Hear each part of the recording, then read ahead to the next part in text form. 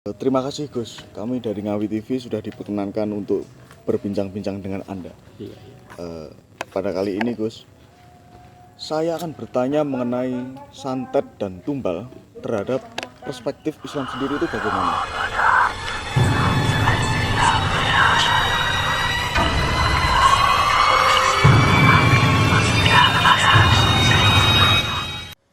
Sebenarnya santet maupun tumbal dalam syariat hukum Islam tidak dibenarkan. Niku ngeten Mas nggih. Nek santet niku ki mboten saged dimaksimalne harus ngeten mboten saged.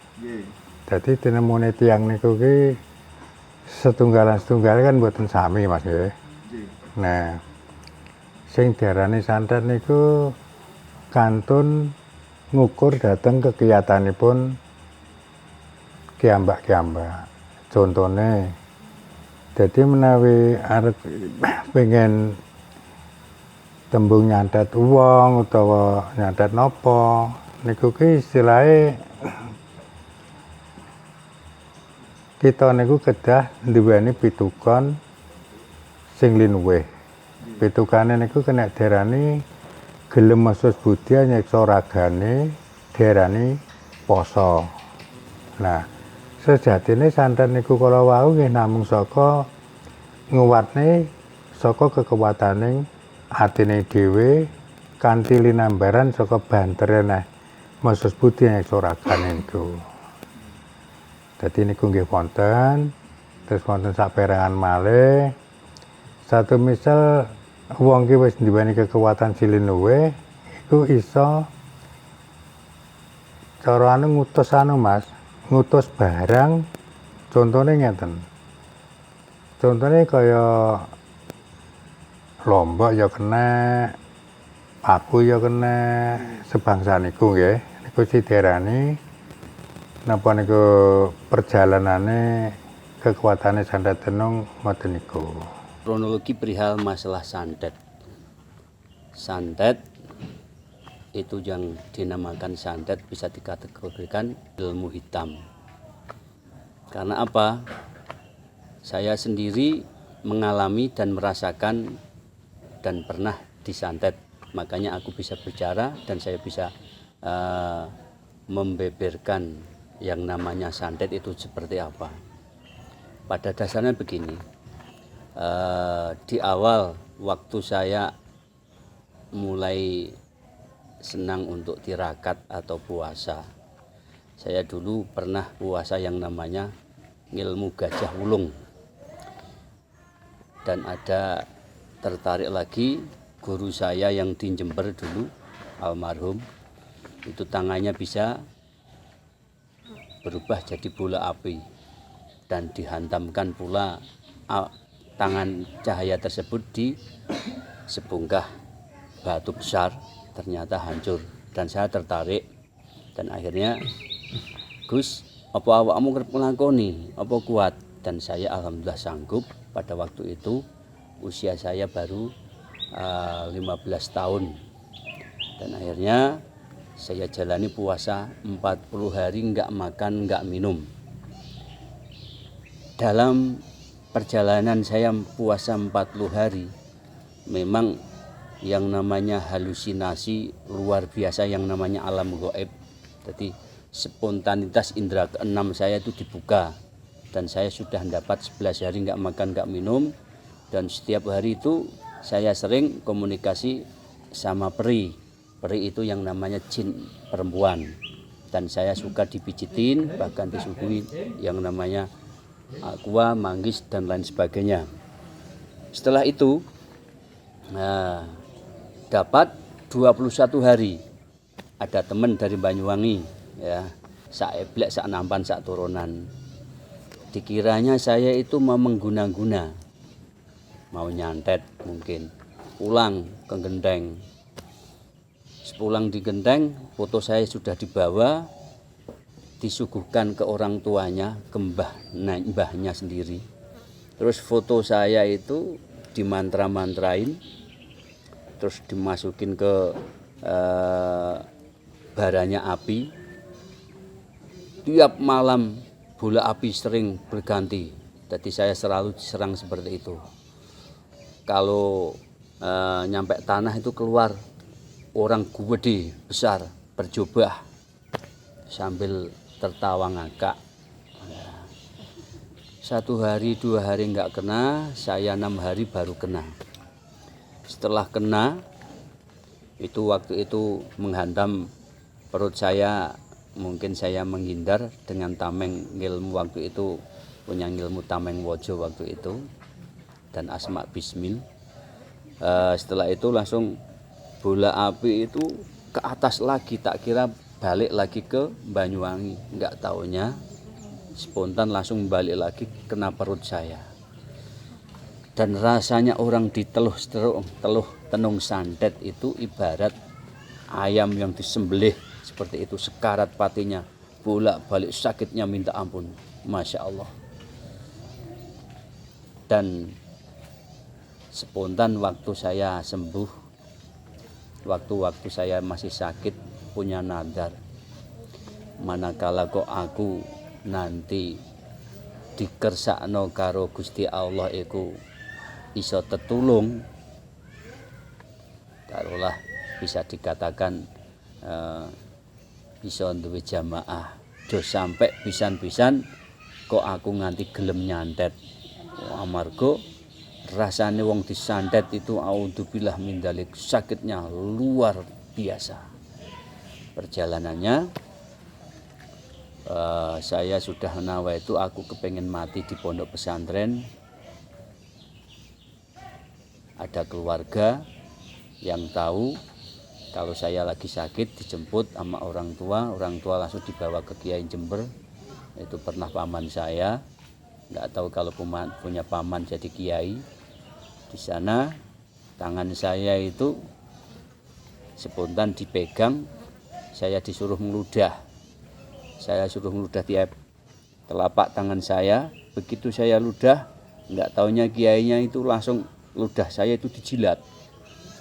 Spontan halusinasi, spontan indera keenam langsung hilang waktu itu perjalanannya. Maka dari itu mungkin yang namanya teluh tenung santet macam-macam bentuknya, ada santet kelinti dan ada tinggal peragaannya. Dan saya kira setiap kiai itu punya doa usilahul mumin, tinggal memaknai ku santet apa teluh apa sihir, demikian. Oh, karepe jenengan niku ngeten. Niki kan pun zaman canggih to. Contohnya kaya HP niku saged kangge njikuk foto. Nah, santet niku napa saged lewat foto kan ngoten, karepe jenengan kan ngoten nggih. Nah, niku ngeten Mas. Dadi niku mboten saged dimaksimalne. Dadi balike niku wong niku kan nggadahi napa niku nggadahi kabisan kiambak-kiambak. Dadi mun saged dimaksimalne, eneng sing iso, eneng sing ora. Nek sing iso mergo saka iso, sing ora mergo gak pengalaman, gak njikuke saka foto. Ngoten niku Mas. Jadi pripun nggih? Dadi nek babakan foto niku barang mati Mas, foto. Foto ki barang mati. Jadi mongko ilmu niku jikukane karana saka barang urip. Saka kekuatane niku wau Mas. Soale wedare santet niku ki iso metu saka kekuwatane diri pribadi sing iso niku nggih wonten. Dadi jikuk lantaran saka satu misal pedanyangan niku nggih saged diarani santet nggih saged. Dadi kantun kabisane kiambak-kiambak lan minturut saka keyakinane kiambak-kiambak. Dadi mboten saged dimaksimalne mesti harus mboten. Kesempatan kali ini saya mau bertanya mengenai santet, teluh, dan tenung dalam kacamata hukum pidana. Oke Mas, jadi sebelum saya jawab terkait santet, teluh dan tenung dari sisi kacamata hukum pidana di Indonesia, saya akan cerita sedikit pengalaman. Jadi sekitar bulan Oktober tahun 2018 itu saya kedatangan klien dari Bojonegoro, intinya konsultasi mau melaporkan karena diduga adiknya ini disantet gara-gara membatalkan pernikahan yang kurang 2 minggu. Ketika itu saya coba diskusi dengan teman-teman seprofesi, dengan teman-teman aparat penegak hukum, bagaimana dengan kasus yang dipercayakan kepada saya. Saya coba tidak ada satu pasal pun di hukum pidana itu tentang santet, teluh atau tenung. Jadi setelah 2 hari setelah klien itu datang, saya telepon, saya ajak untuk mencari solusi terkait dengan kasus yang dialami adiknya itu. Kebetulan saya bawa ke kenalan saya di sana, saya konsultasi 1 jam. Si pasiennya ini, adiknya ini masih di dalam mobil. Setelah 1 jam akhirnya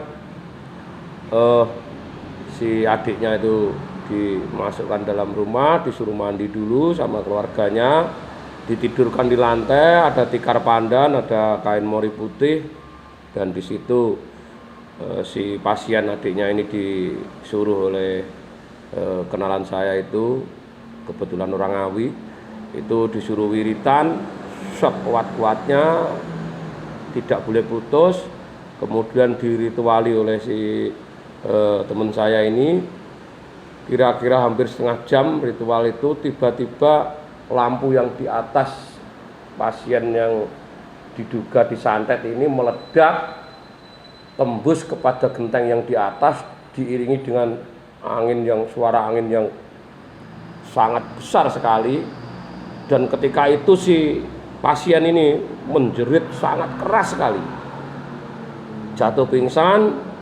Sekitar 10 menit sampai 15 menit dikasih minum air putih oleh temen, kasih teh hangat, terus kemudian bau, mohon maaf karena yang disantet itu informasi dari keluarganya itu memang kelaminnya, jadi memang luar biasa baunya itu. Ketika pingsan itu, bau itu tiba-tiba itu hilang dengan sendirinya, dan anak ini mulai sadar, mulai bisa bilang lapar, terus nangis nyari ibunya itu. Terus kejadian itulah yang saya katakan, bagaimana kalau kita praktisi hukum mau membuktikan itu disantet atau tidak, bagaimana kok bisa paku, jarum atau apapun barang bisa masuk perut. Proses masuk perut ini kan kalau dihukum untuk membuktikan kan susah, sehingga di hukum pidana kita memang tidak ada satu pasal pun yang mengatur tentang santet, teluh dan tenung.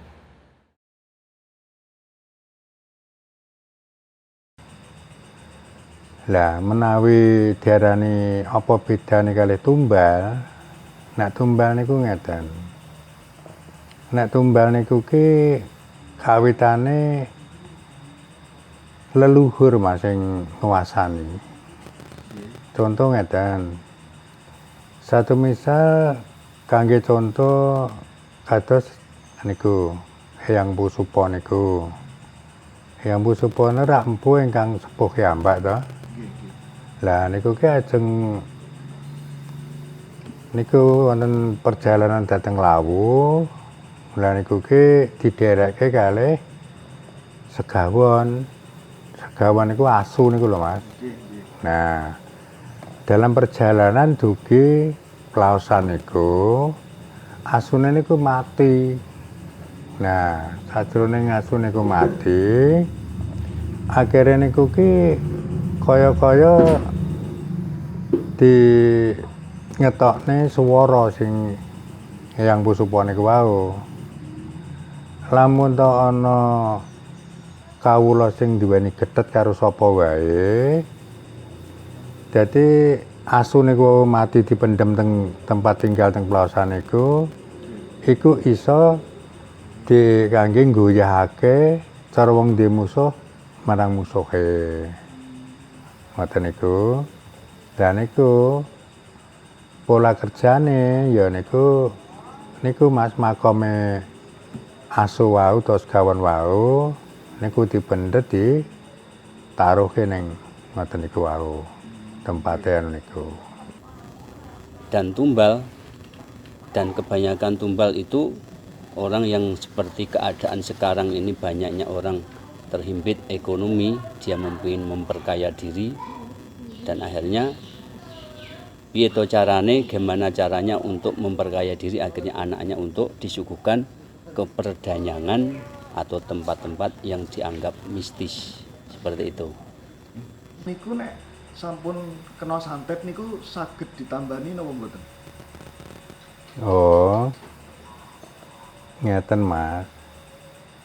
Dadi sedaya niku kala wau ki ujung utamane tetep dateng sing kuwasa nggih Mas. Tetep ang Gusti Allah. Jadi wonge kena santet sing kaya apa, kena tumbal sing kaya apa, kena diarani arka kari sak siliring bawang. Wong sing lara iku mau nek tanah Gusti sik marengake tombo niku tinemu jelalah. Dadi tesih wonten tombone. Lah tombo niku nggih mboten saged dimaksimalake, misale contone ana wong tua si A sing B.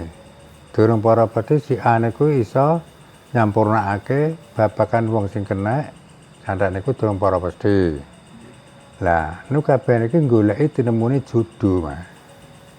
Judune saka si A digoleki ning sing B, ning sing C.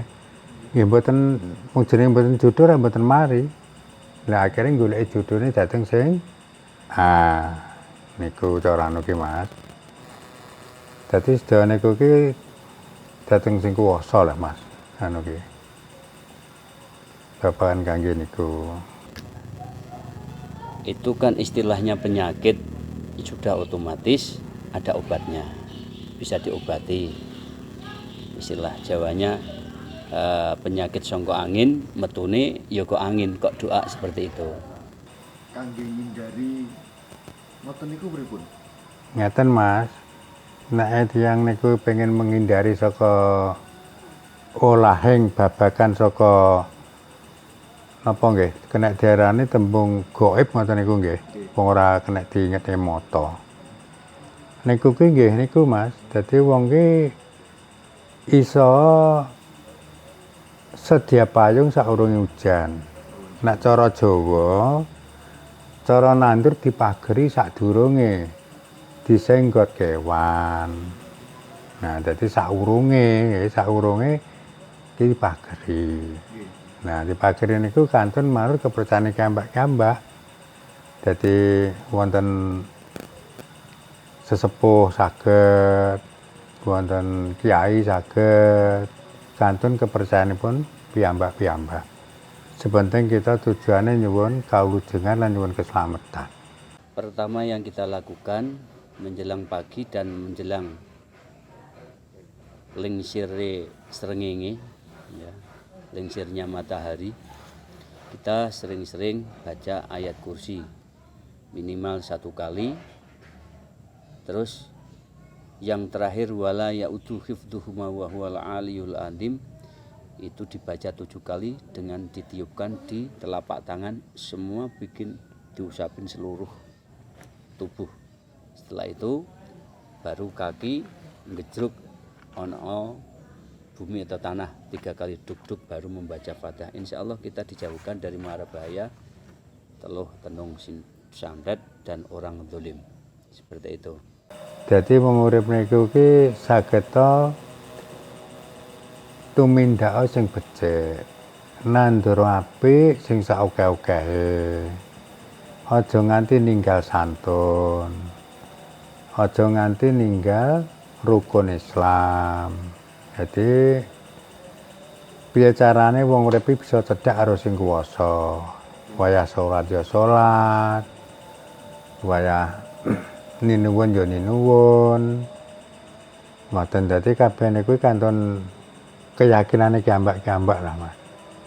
Dadi kabeh mboten saged diharusne. Harus niku awake dhewe sing harusne, mboten kudu kita niki mengharuske wong liyan nggih mboten, wong liyan mengharusne teng awake nggih mboten. Dadi sedaya kuncine teng awake dhewe-dhewe. Dadi ngakoni sabar, eling lan waspada. Awit manungsa urip kanggonan lali, mula aran-arane sak beja-bejane wong kang lali, sak bejane wong kang eling lan waspada. Niku nak nggojaki dhateng supados kita saged kehindaran saka babakan ngoten niku kula wau. Ya, kebetulan di rancangan Undang-Undang Hukum Pidana yang baru ini yang sekarang dibahas itu di pasal 252 itu mengatur tentang sanksi hukumnya. Sanksi hukumnya itu pidana 3 tahun, terus denda 200 juta. Jika profesi santet ini menjadi profesi dan juga digunakan untuk mencari keuntungan dan juga untuk menyakiti orang lain, ini hukumannya ditambah sepertiga. Itu di rancangan yang pasal 252. Di pasal 293 itu unsur. Jadi unsurnya itu salah satunya dia memperkenalkan diri punya kekuatan gaib. Dia memberikan harapan kepada seseorang atau korban. Terus dia itu menawarkan jasa kepada orang. Nah, jika jasa ini nanti menyakiti atau sampai mati atau sampai menyebabkan tekanan psikis, fisik, inilah yang bisa dijerat di pasal 252 tadi. Jadi unsurnya itu jelas. Jadi dia memasarkan woro-woro lah, kalau orang Jawa woro-woro.